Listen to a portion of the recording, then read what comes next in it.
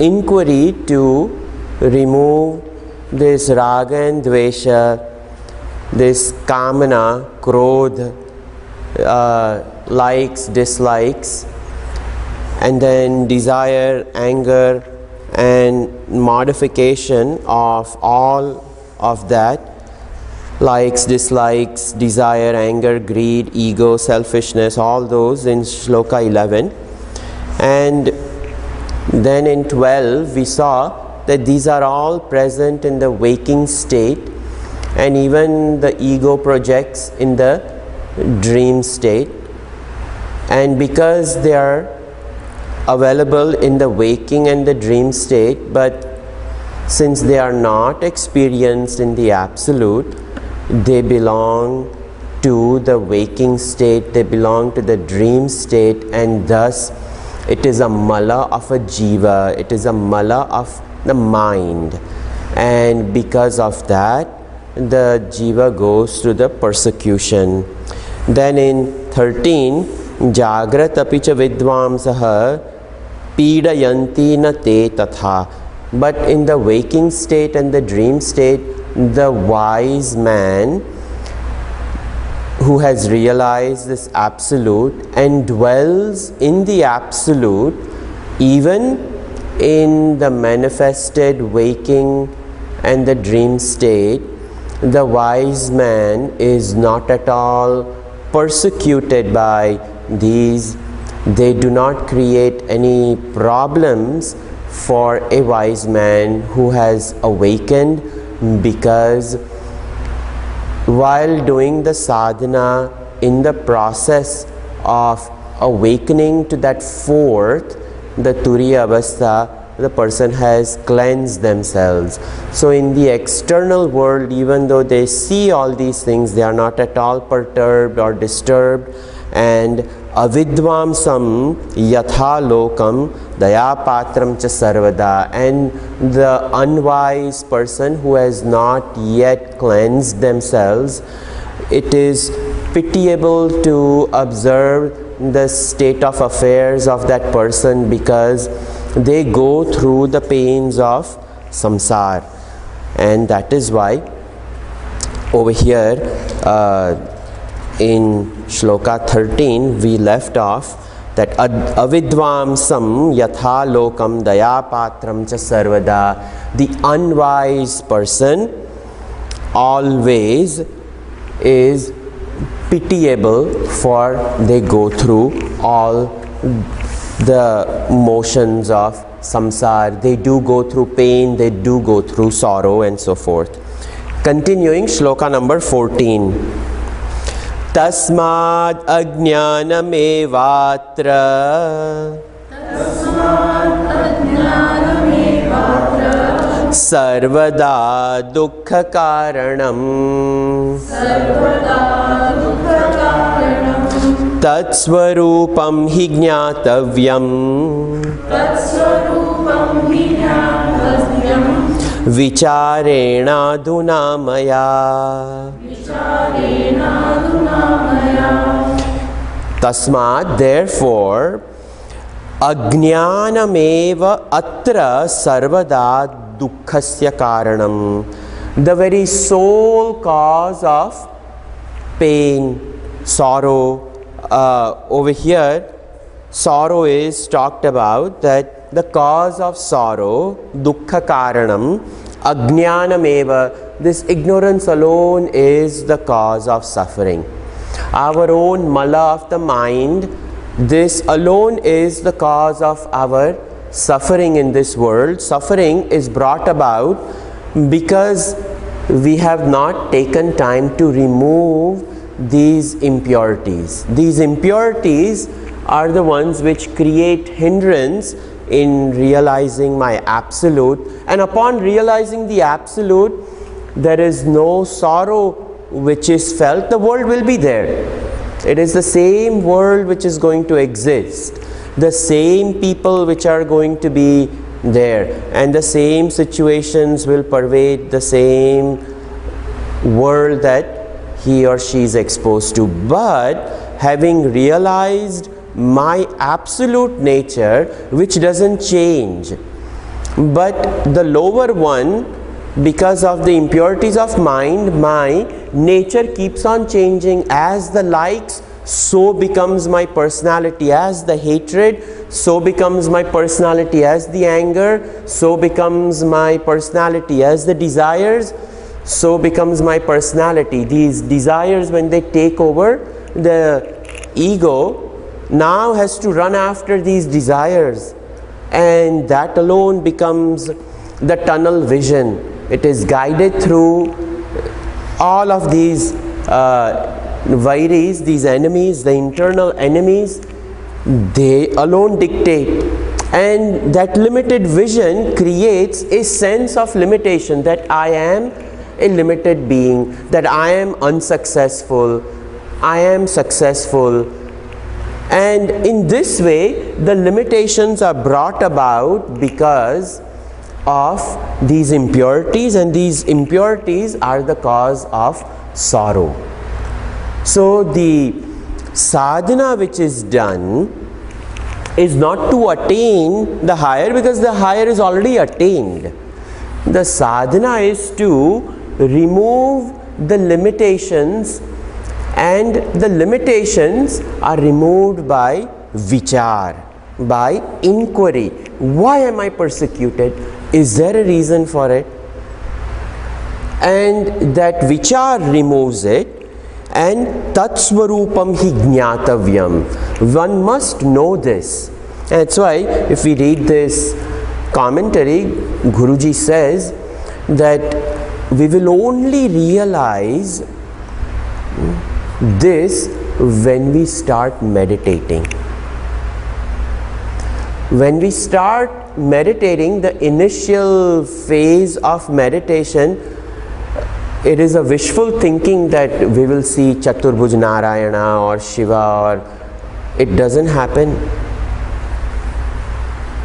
It is the agitations of the mind which are seen first, because that is the closest thing to us. The fights that we have had, the unfulfilled desires we have had, all this will flash upon the inward eye first, because it is the closest to us, and thus that is going to be smearing the third eye, and that is what we will see. That is what we usually see. So then we get to see what are these negativities, and we have to see them. We have to learn to observe the negativities of the mind, and in there is the darshan of the mind. We have to recognize our own mind.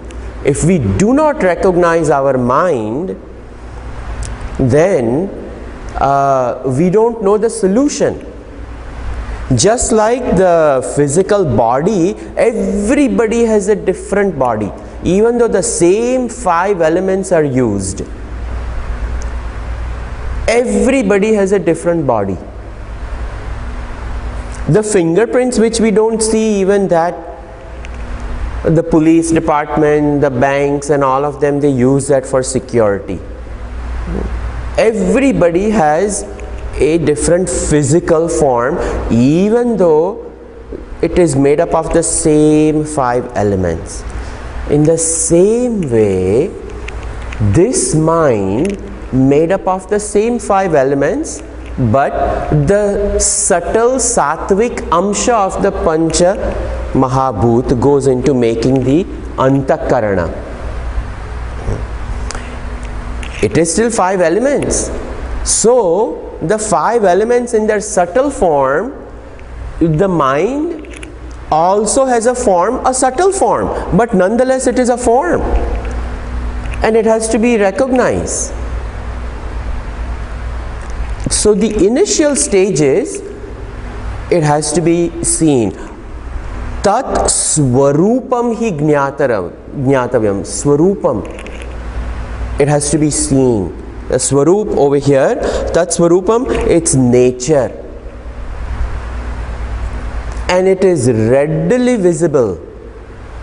And it is visible because I the awareness sees it.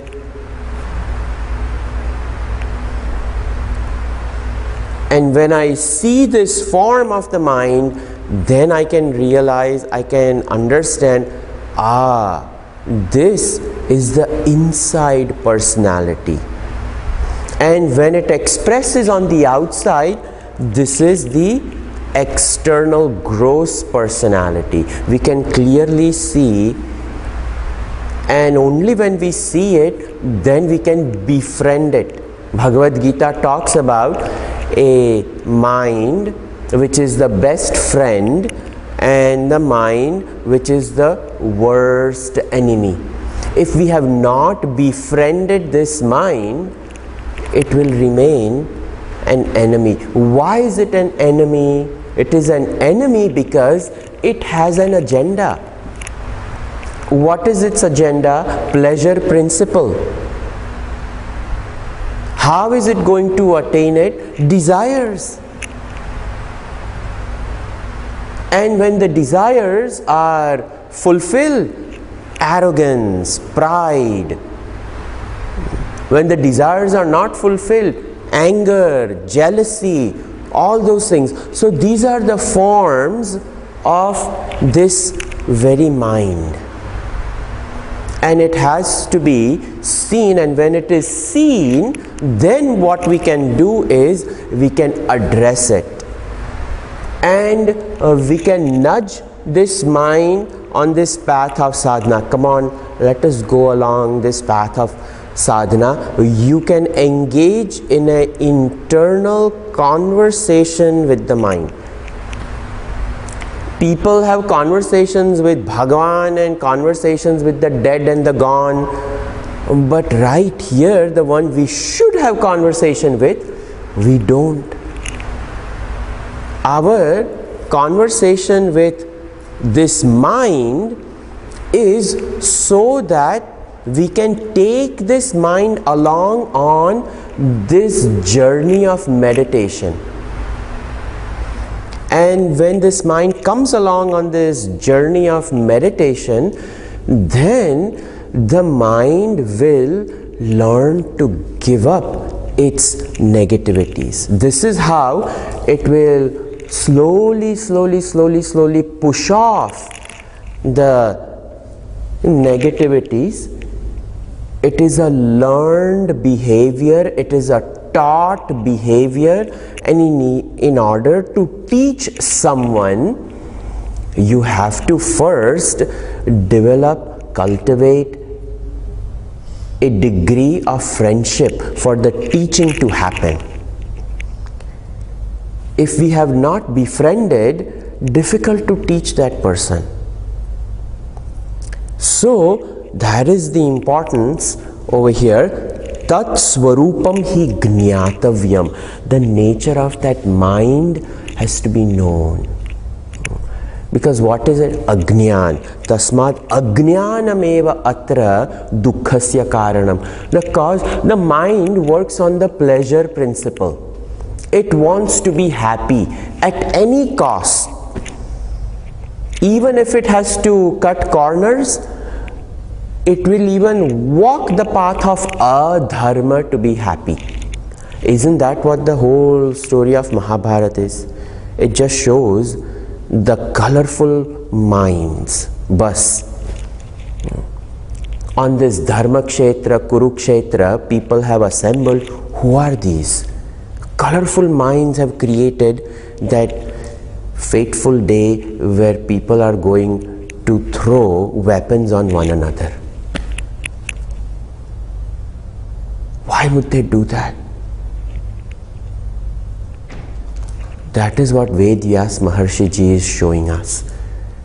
That if it doesn't take care of itself, if that internal war is not addressed, externally it will manifest.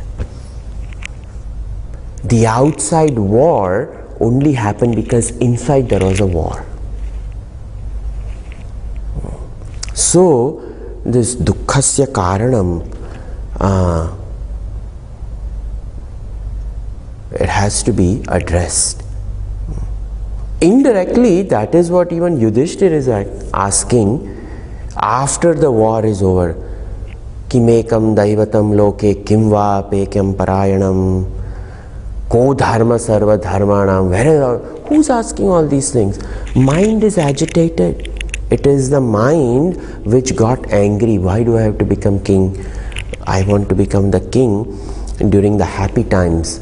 Why do I have to become king during this unhappy time? Where did Bhagavan go? Would Bhagavan do all these things? So, interestingly, that dharma which had deviated away, that same dharma is asking, because who is Yudhishthir? Dharmaraj. So that same mind is both good and bad. So now he is addressing that where did this all happen? How did this all happen? But had he meditated quietly, he would have understood, uprooted each one of those. 14 years they were in the forest. What did they do? Sharpen the skills for war. Gain the Pashupati Astra and all that. And where was Bhagavan? Right next to them. Bhagavan did not tell them, sit down, meditate.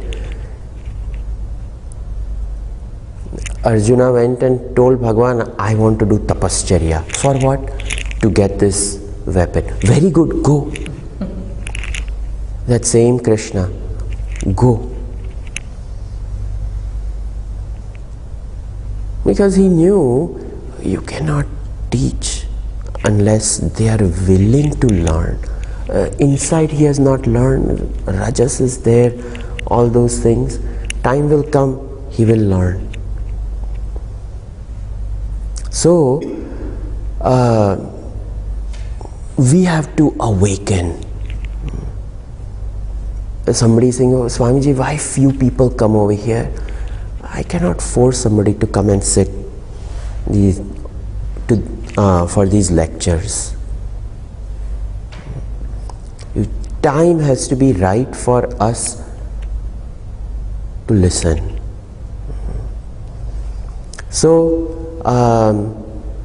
rare and few get a chance to listen. Mahabharata, we see, who got a chance to listen? Very few. And a sincere one has a desire to listen, Bhishma Mahapita, he just has to see it from distance. Prarabdha nahi hai.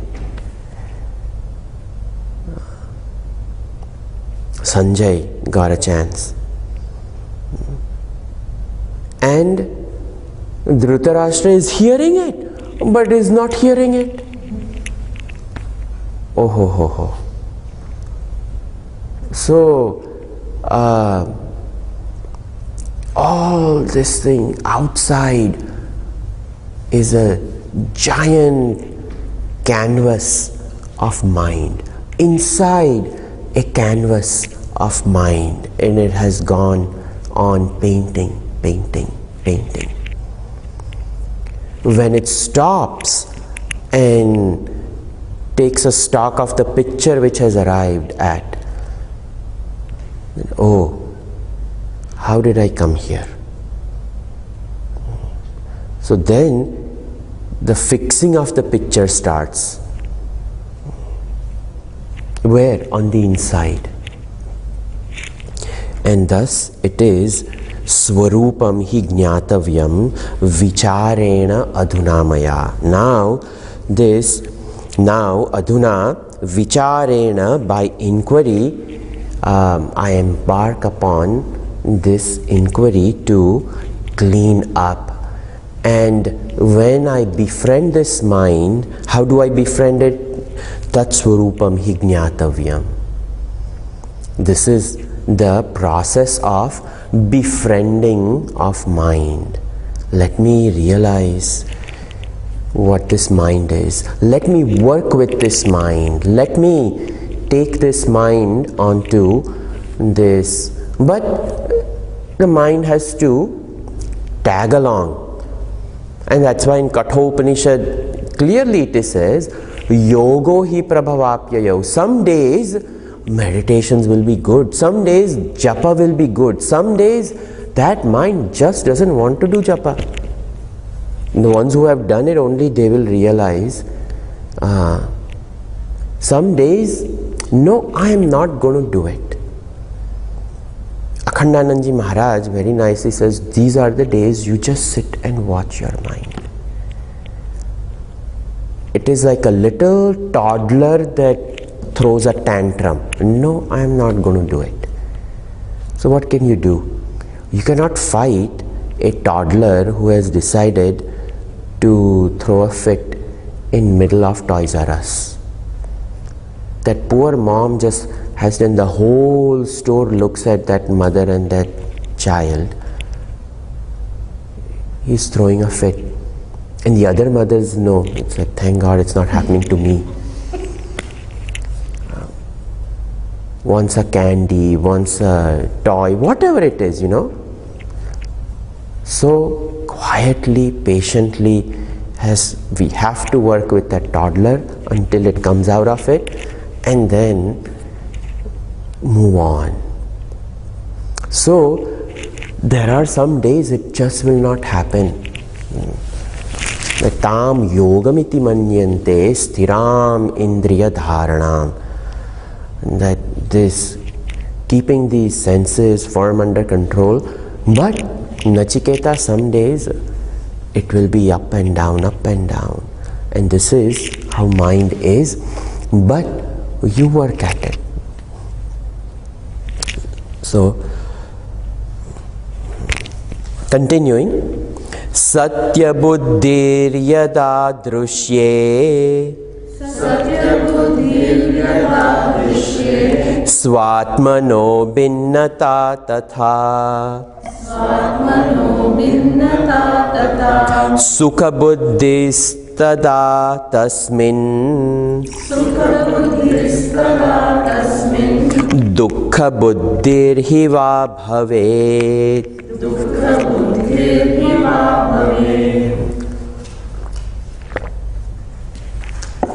One is the genesis of mind. The second is the pratishtha of mind. Genesis, the origin of mind. And the second is the sustenance of mind. So, what is the genesis of mind? We don't know. How has this avidya come about? We don't know. Anadi vidya. It is said in Vivek Chudamani that it is beginningless. Trigunatmika. It is of the nature of the three gunas. The three gunas, it is embedded in this Prakriti. It is very nicely woven into this creation itself. But how is it sustained? The sustenance of that we can inquire into. How did it come about? I don't know, but today I am here. I have arrived. And today these are the problems. How is it sustained? This is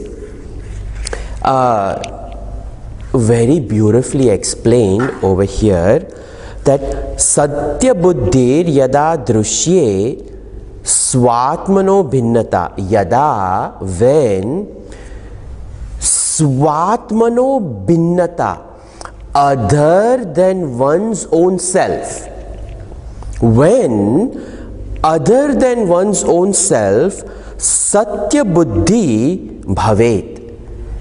When we think that other than ourselves the world exists, other than me the world exists, apart from me the world exists, and this world is different from me, and the world is real. Satya Buddhi, it is. That is when this avidya takes root. One is that little seed germinates. When we soak the mung beans and it swells, and then when we are trying to germinate, that little germ comes out first. And when that takes root, only then the tree starts growing. So when that little sapling comes out and that initial root has come out, it has to be taken care of. But once the roots take on, that little sapling starts becoming a tree. And when it is a giant tree, nothing can destroy it, not even an elephant, because now it has taken root. So the root which sustains this mind is Satya Buddhi, world is real. Another, world is separate from me. And the byproduct of these two, which is not mentioned over here, is that this world which is real, this world which is separate from me, that world is capable of giving me joy. These are the three root cause of ignorance.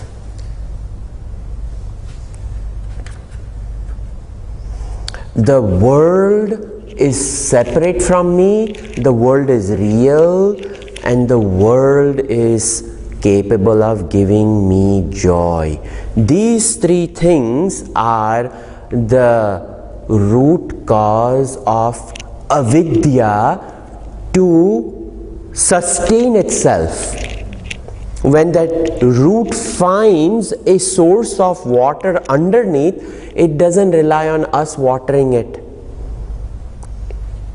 It is tapped itself into the water supply underneath.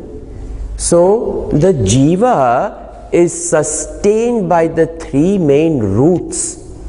World is real, it is different from me, and it is capable of giving me happiness. Tada sukha buddhi tasmin dukha buddhirhi va bhavet.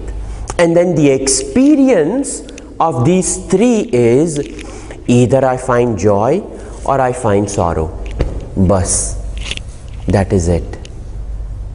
That same world separate from me, that same world upon which now I have superimposed this idea that it is real and it is capable of giving me joy.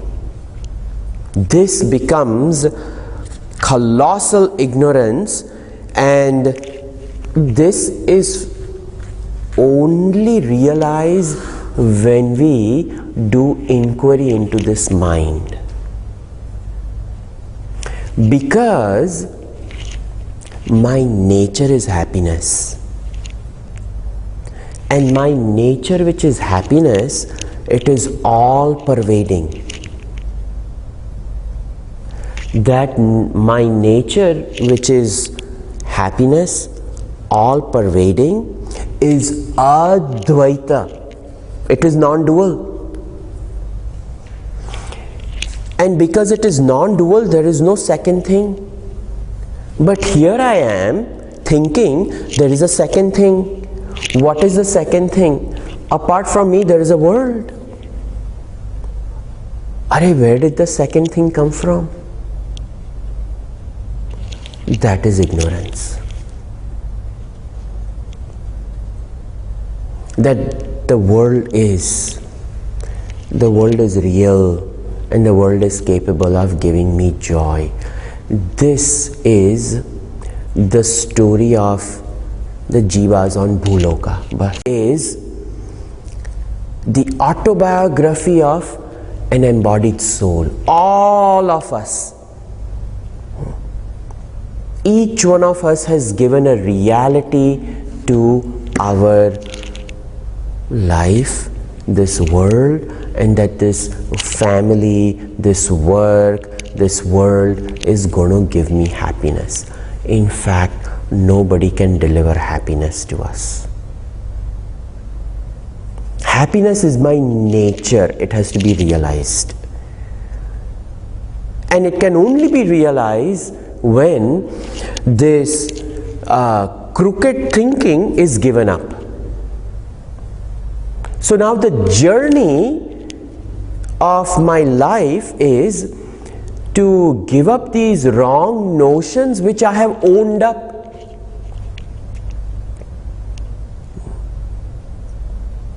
This Yoga Vasishtha and all these hi-fi textbooks, they only discuss the unreal nature of this world. Ashtavakra Gita doesn't even give reality to the world. Then what to talk about avidya? The conversation in Bhagavad Gita is a jiva who is ignorant and a guru who is enlightened. In Ashtavakra Gita, the conversation is between two enlightened souls.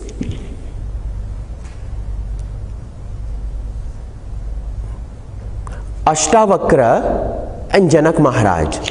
They are both self-realized souls.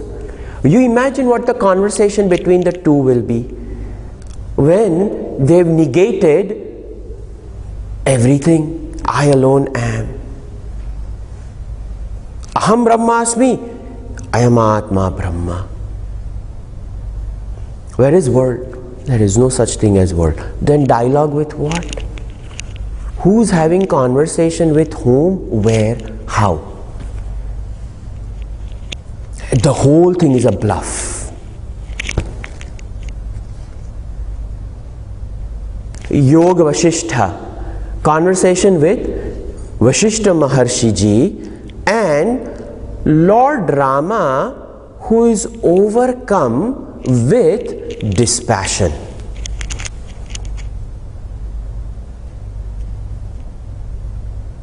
And Vasishtha Maharshi Ji's job is to fix that dispassion. That's all. Dispassion should be there, but dispassion should be proper. It has to be understood properly. These are the three conversations. Three textbooks, three levels of conversation. Because the minds are different.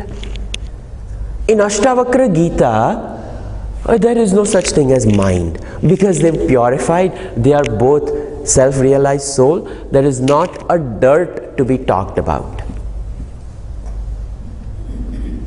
And if a dirty person, meaning a person who is not purified themselves, if they read that, it will be a recipe for disaster. Madness is what they will enter. People actually go mad. Because without cleansing, we start living. It cannot be but hypocrisy.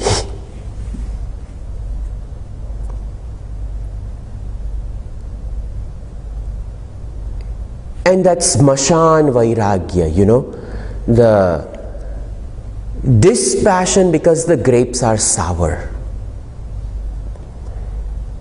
It is a phase. It is not going to be sustained. And that teaching, Yoga Vasishtha, it's like think properly. He's a Purna avatar, dispassion. No, you have to be the king. And after he has learned it, he can go to 14 years in forest. He can deal with anything and everything. But he learned.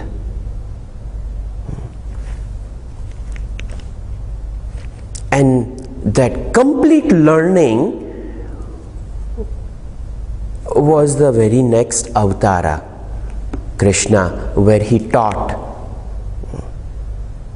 Arjuna.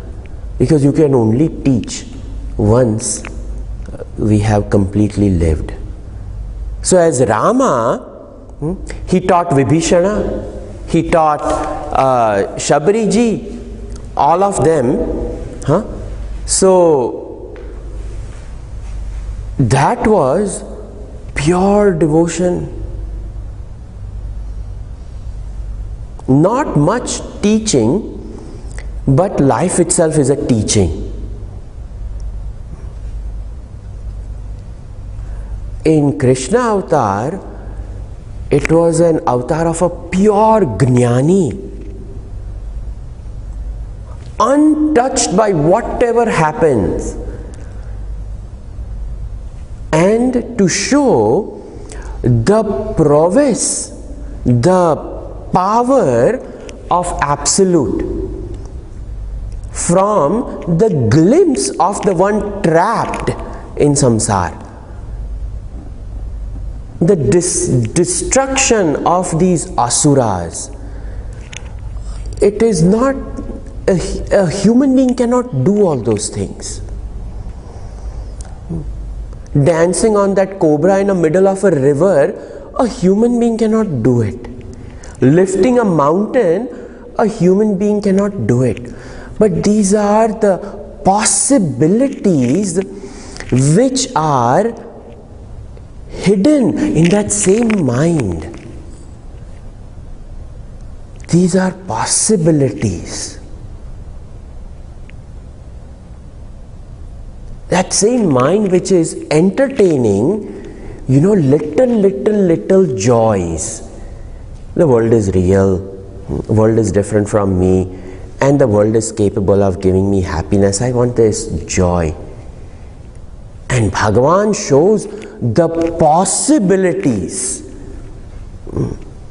that the mind can entertain. That is Bhagavatam, and that is why it is a test of a Jnani. After knowledge has been attained, then you read Bhagavatam. What is possible for this absolute consciousness? We cannot fathom even though it is Satyam Jnanam Anantam Brahma, this absolute consciousness, it is only existence, consciousness, bliss, but yet to understand the realm of this existence, and the existence which is consciousness, the possibilities.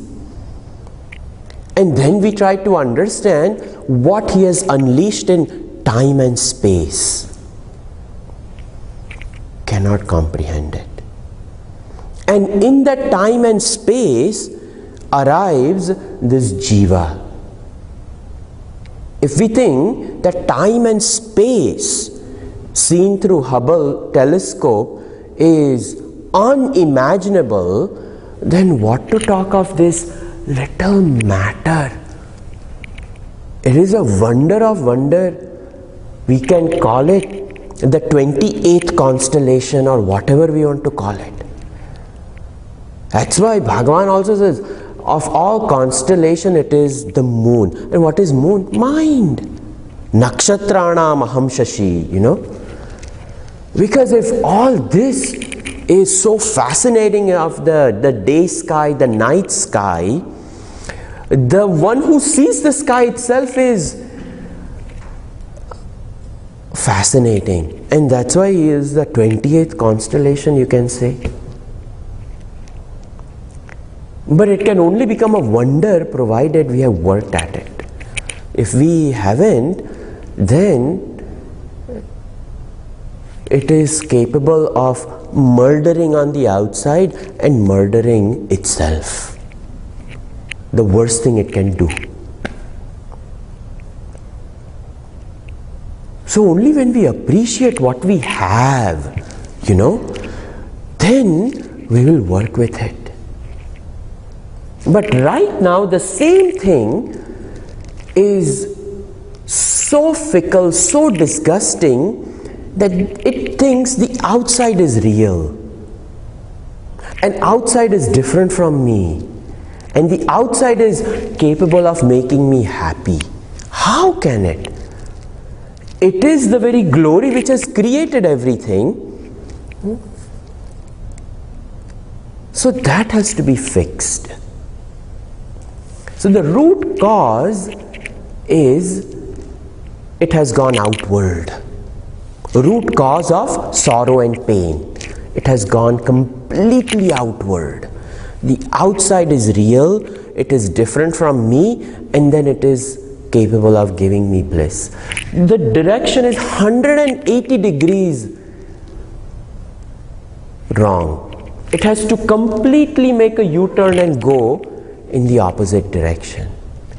The inside is real. It is the inside which is happiness itself. And it is only the inside. There is nothing known as the outside. So that whole change, shift has to be made. It sounds easy, but actually it requires sadhana. It is not that easy. That is why this is Manah Shodanam. That only when we start working on it, it can start taking a little turn. You imagine a 16-wheeler, massive truck has to change its direction in the alleys of Varanasi.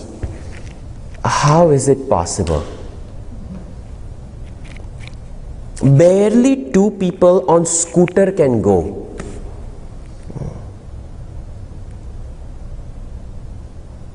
When these dead bodies are going to Gangaji, people just have to get on the side and actually stick to the wall and become one, because they've taken bath and they're going to the temple.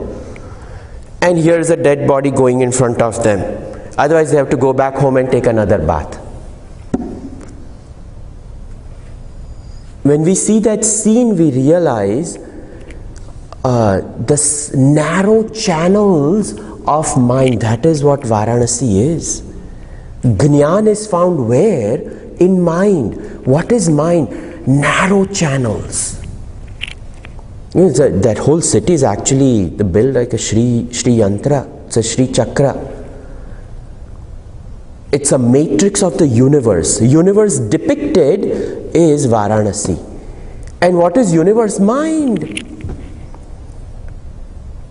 Why, you think they didn't have enough land back in those days to build? They had. Very few people, very few homes, they could have, but no. To reach that Kashi Vishwanath temple, you have to go through alleys.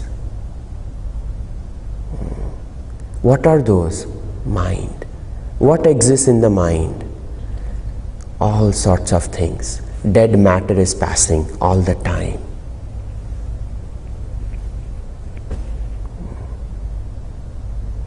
It's such a, our cities itself are built with Jnana, If we just understand that, then we can start turning around. So, Satya Buddhi yada drushye svatmano bhinnata tatha sukha buddhi stada tasmin dukkha buddhir hi va bhave. That mind has to be re-educated on these notions that the world gives joy, the world gives sorrow. How can this world give joy? How can this world give me all this sorrow if I am a perennial river of bliss? The dead matter has to go to Ganga, the flow of wisdom, the flow of sustenance. So all these channels, they arrive over there, and it has to be burned. The dead matter has to be casted off. Is the city where we learn about none other than the mind itself.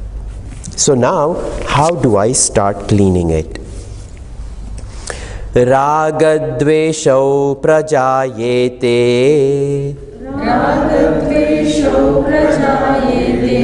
tada chitte vruthaivahi ताभ्याम ह्यहम प्रवर्तेवा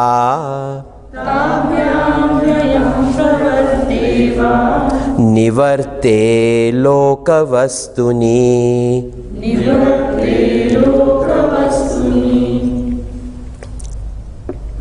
So when we give reality to this world, when we see the world apart from it, we create now a division.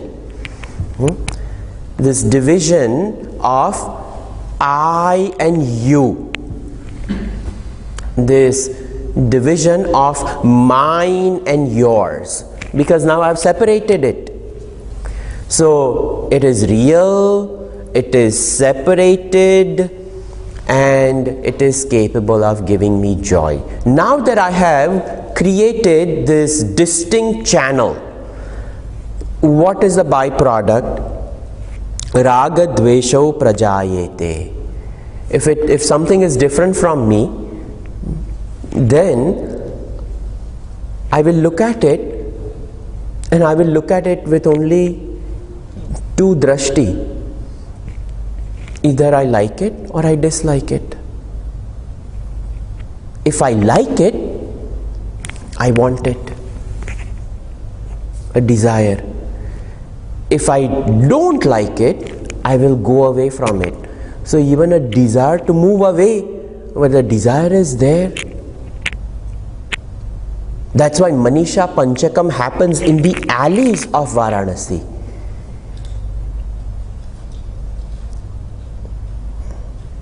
That Chandal is going on this side, and Shankaracharya ji is going to the river.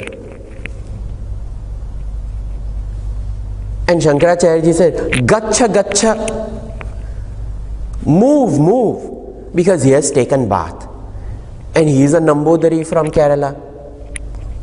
He dare not touch anything. And this dirty person arrives over there, and it's a tiny little alley. Gacha, Gacha. And this Chandal looks at him and says, you want matter to move from matter, Chaitanyam va Chaitanya, or you want the consciousness to move from consciousness?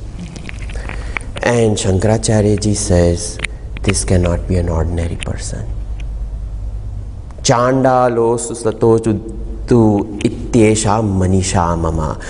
A Chandal today has taught me. And Kashi Vishwanath gives him darshan. There was a Shiva in the form of Chandal, with 4 dogs eating the dead matter. Body which is burning, something brought, and the dogs are eating those bones. And the dogs which are eating the dead matter are the 4 Vedas. What are they doing? Consumption of what? Karma. Swaha, swaha, swaha. The 4 dogs, Vedas, and that Chandal, Lord Shiva. There's a Dakshinamurti who just appeared over there, and that Manisha Panchakam in 5 shlokas, in the first shloka, second shloka, third shloka, fourth shloka, these are 4 Mahavakyas explain, 1111 dog. Prajnanam Brahma, Ayamatma Brahma, Aham Brahmasmi and Tattvamasi, all revealed. In 5 shlokas he nailed the entire Vedantic teaching. So when we say move, dvesh, hatred, because he's clean and he hasn't even taken bath, foul smell, and then move. And Shiva says, you want that? The shloka is not coming to me. Haven't chanted Manisha Panchakam in a while. But gacha, move. And over there, all of a sudden this Chandal says one thing. You want matter to move from matter? You want consciousness to move from consciousness? Or you want to move consciousness from matter? Tell me what moves from where. If there is one alone which is everywhere, what moves? And Shankaracharya ji realized that this is not an ordinary person. He is going to Kashi Vishwanath for darshan, and he gives the darshan. So when the dirt is removed, only in that alley he is found. That is what the whole incidence is saying. When the alleys of the mind are purified, over there itself he is found. He is not trapped in a temple or anything like that. So, ragadveshau prajayete tada chitte vruthaivahi. Then these, in this chitte, in this mind, ragadveshau prajayete. These ragadvesha arises. And that is what Lord Shiva wanted Shankaracharya ji to be free of. Where is this hatred coming from? So that episode turned into the greatest teaching. Manisha Panchakam actually is taught after the whole Vedas are learned and all those things, because it's not an ordinary 5 shlokas. He's covered everything. But to remove that raga and dvesha,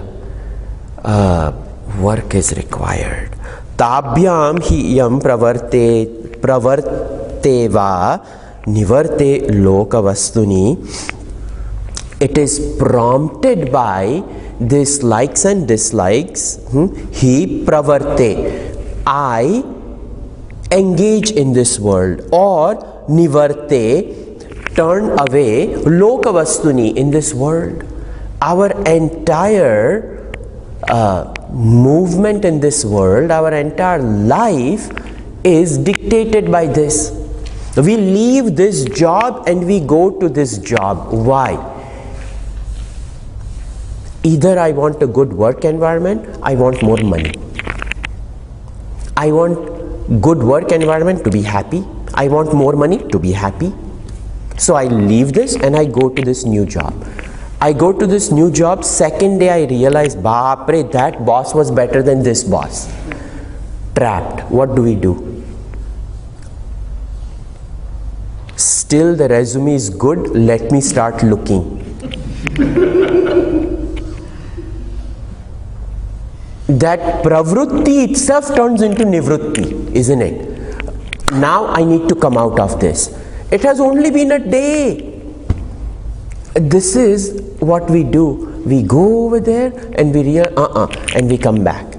We go over there and no, we come back. If you watch how ants move, it's a tiny little thing, they just go and look for their food. They are all going in line. The reason why they go in line is because they have found a path. If they hit something, they come back and then they go accidentally. And sometimes you're looking at it, you have to go from here to there. Why are you going like this? Because the first one found like that, now they will go like that. This pravrutti, nivrutti, pravrutti, that is somehow they find a way over there and that is how they go. And that is exactly what we do. He is looking at us just like we are looking at that ant. What are you doing? we are also doing the same thing. The path which is followed, okay, I will also go through the same path. Why? I also want to find that same happiness, that same 5-bedroom home I want, that same BMW is what I want. So what everybody wants, that pravarte nivarte lokavastuni. This is how this mind has become mind. So if we have to take this mind away from mind itself, first I have to understand. See, the reason why all these shlokas are there, it's giving us glimpse into what mind is. The details differ, but the stuff is the same. So in meditation, if I pick up on all these things, then I have to fix each and every single one of these. Continuing, shloka 17. Lobhe sukhi tatha dukhi. Oh, sorry. Labhe sukhi tatha dukhi. Labhe sukhi tatha dukhi. Hyalabhe priya vastuni. Hyalabhe priya vastuni. Samsaro yammaya praptaha. Samsaro yammaya praptaha. Mithya dhyasa purassaraha. So it says now, labhe sukhi, alabhe dukhi. If it gains what it wants, it is happy. If it doesn't gain what it wants, then it is dukhi. Priya vastuni, the things which are dear to it. If it attains it, it is happy. That dear thing, the priya vastuni, what the desire was, if goes towards the desire, but it is not fulfilled, the person is sad. Sansaroyam maya praptaha. This samsar, thus this samsar, maya praptaha, I have created it, I have attained it. Mithya adhyasa purassaraha, by false superimpositioning that it will give me happiness. I am happiness and I go in search of happiness. How absurd would that be? But that is what it is. So now the teaching will start, how that inquiry can be further expanded, and we'll take that tomorrow. Sarve bhavantu sukhinah, sarve santu niramayaha, sarve bhadrani pashyantu, ma kaschit dukkha bhag bhavet. Om shanti shanti shanti. Harihi Om. Shri Gurubhyo Namaha. Harihi Om.